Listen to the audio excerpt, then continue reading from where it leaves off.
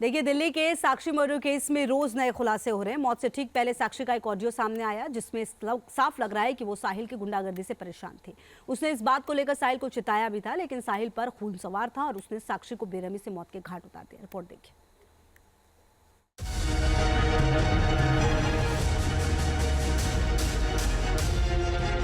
मौत से पहले साक्षी की आखिरी कॉल।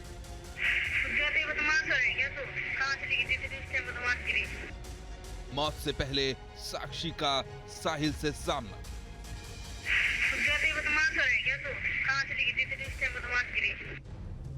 सुना आपने, साक्षी की यही वो आखिरी आवाज है जो साहिल की दरिंदगी का सबूत है। साक्षी का ये ऑडियो मैसेज उसकी हत्या से ठीक एक दिन पहले का बताया जा रहा है, जो उसने साहिल को भेजा था।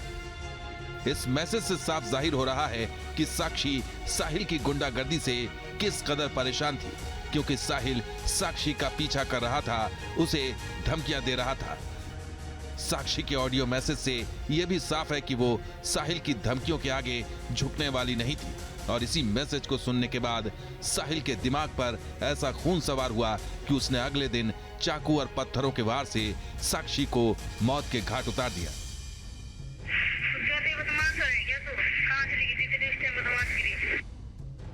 साक्षी और साहिल के बीच दरिंदगी की इस कहानी के पीछे एक और अहम किरदार अजय उर्फ झबरू का नाम भी सामने आ रहा है, जिससे साक्षी ने मदद की गुहार लगाई थी। साक्षी अपनी सहेली भावना के जरिए अजय के पास पहुंची थी और उससे साहिल से बचाने को कहा था। साक्षी की गुहार पर अजय उर्फ झबरू ने साहिल को धमकाया भी था, लेकिन साहिल नहीं माना।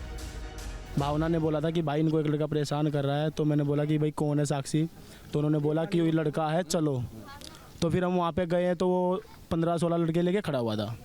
तो मैंने जाके उससे बात करी है कि भाई क्यों परेशान कर रहा है, तू क्या ड्रामा है। तो उसने कुछ भी नहीं बोला वहाँ पे, तो वो एकदम दीवार बन के खड़ा रहा। फिर हम उसकी, जब वो कुछ बोल ही रहा तो हमने कुछ सुना ही नहीं, तो फिर हम वहाँ से निकल गए, वहाँ से हम आ गए थे।